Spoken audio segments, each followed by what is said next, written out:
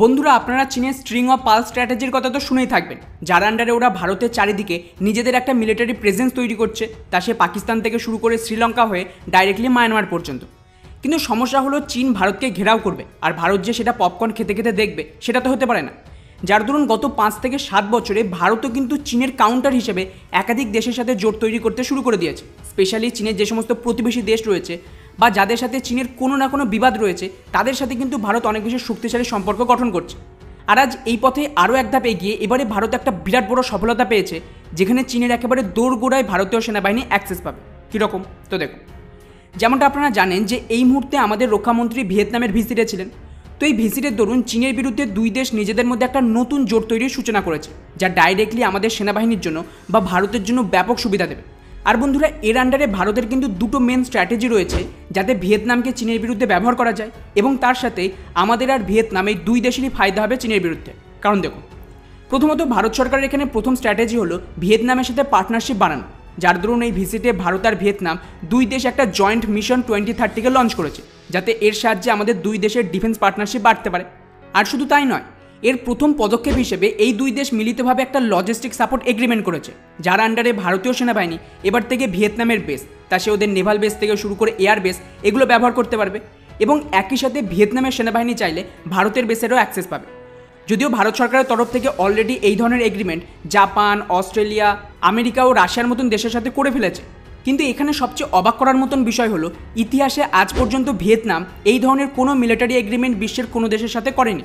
আর ভারতই হলো প্রথম দেশ যাদের উপরে ভরসা করে ভিয়েতনামের সরকার আর সেনা এই ধরনের মিলিটারি প্যাক্ট সাইন করল।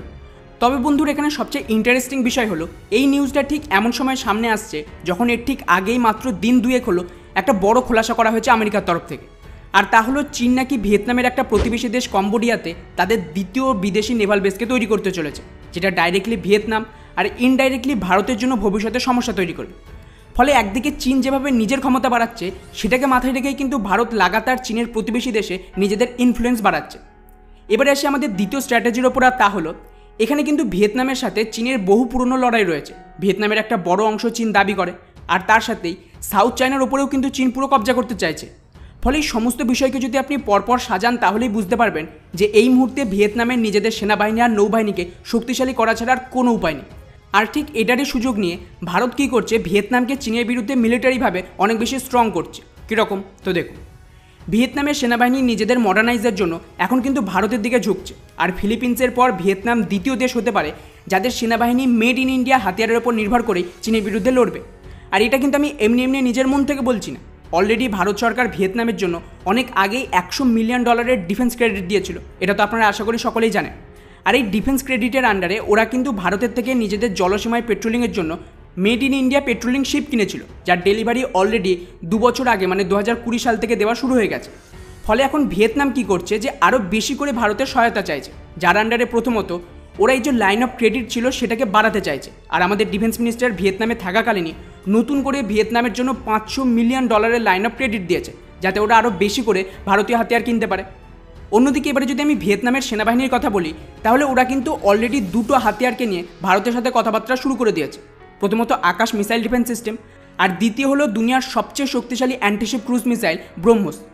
তো বন্ধুরা, প্রথমে যদি আকাশ মিসাইলের কথা বলি, তাহলে শুরু থেকেই ভিয়েতনাম এটা কিনতে চাইছিল, কিন্তু সমস্যা হলো আমাদের যে প্রথম ভেরিয়েন্টের আকাশ মিসাইল ডিফেন্স সিস্টেম রয়েছে সেটার রেঞ্জ কিন্তু অনেক বেশি কম ছিল, কেননা ওটা ভেরি শর্ট রেঞ্জের মিসাইল ডিফেন্স সিস্টেম। তাই ভিয়েতনামের সেনাবাহিনী চাইছিল যে এই আকাশ মিসাইলের যে নতুন ভেরিয়েন্ট আসবে মানে আকাশ এনজি, সেটাকে কিনতে, কারণ ওটা মোটামুটি 70 কিলোমিটারের আশেপাশে রেঞ্জ হবে। আর অলরেডি ওদের সেনা আকাশ মিসাইলের প্রত্যেকটা টেস্টের ওপর নজর রেখেছে। এমনকি হালেই যখন এই আকাশ এনজির লাস্ট 3টে টেস্টিং হয়েছিল, সেই সময়েও কিন্তু ভিয়েতনাম তাদের একটা ডেলিগেশন ভারতে পাঠাতে চাইছিল, যাতে ওরা এই টেস্ট দেখতে পারে। তবে সেই সময় এটা অনেক বেশি সেন্সিটিভ টেস্ট ছিল, তাই ভারত সরকার ওদেরকে অ্যাক্সেস দেয়নি। কিন্তু বন্ধুরা, যেহেতু এই মিসাইল ডিফেন্স সিস্টেম আগামী বছরের মধ্যেই রেডি হয়ে যাবে, তাই নতুন করে ভিয়েতনাম এই মিসাইলের ওপর কথা শুরু করে দিয়েছে। এবং খুব সম্ভবত যদি সব কিছু ঠিকঠাক থাকে, তাহলে ভিয়েতনামের কোনো ডেলিগেশন আবারও ভারতে আসতে পারে, যাতে ওরা এই মিসাইল ডিফেন্স সিস্টেমের যে পারফরমেন্স সেটাকে চেক করতে পারে। আর ভিয়েতনামই কিন্তু ভারতের এই আকাশ এনজি মিসাইল ডিফেন্স সিস্টেমের প্রথম ফরেন কাস্টমার হতে পারে। যদিও এখানে কয়েকটা আর্টিকেলে এমনটাও ক্লেম করা হচ্ছে যে ভিয়েতনামের সরকার নাকি ভারতের থেকে এই আকাশ মিসাইল ডিফেন্স সিস্টেমের টেকনোলজি ট্রান্সফার চাইছে, কিন্তু আমার মনে হয় না যে ভিয়েতনামের এত বেশি অর্ডার হবে যাতে এই ধরনের অ্যাডভান্স টেকনোলজি ভারত ওদের দেবে। এখন দেখা যাক আগে কি হয়।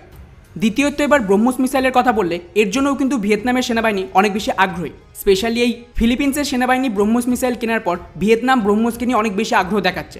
ফলে এর খুব সম্ভাবনা রয়েছে যে ব্যাক টু ব্যাক একাধিক ডিল হতে পারে ভারত আর ভিয়েতনামের সেনার মধ্যে। ফলে বন্ধুরা, শেষে যদি আমি এই পুরো বিষয়টিকে সাম আপ করি তাহলে বলবো যে ভারত কিন্তু লাগাতার ফিলিপিন্স, ভিয়েতনাম, মালয়েশিয়ার মতো চীনের যে সমস্ত প্রতিবেশী দেশ রয়েছে এই জাতীয় দেশে মিলিটারি বেসের অ্যাক্সেস পাচ্ছে বা এই সমস্ত দেশকে ভারতীয় হাতিয়ার দিয়ে চীনের বিরুদ্ধে অনেক বেশি শক্তিশালী করছে। এতে ডাইরেক্টলি এই দেশগুলোর ওপর আমাদের ব্যাপক ইনফ্লুয়েন্স বাড়বে আর একই সাথে চীনের আশেপাশে ভারতের প্রেজেন্স কিন্তু আগের চেয়ে অনেক বেশি শক্তিশালী হবে। ফলে ওভারঅল এটা ভারতের জন্য একটা বড় সফলতা বলতে পারে। বাকি এই পুরো বিষয়টিকে নিয়ে আপনাদের কি মনে হয় নিচে অবশ্যই কমেন্ট করে জানাবেন। জয় হিন্দ।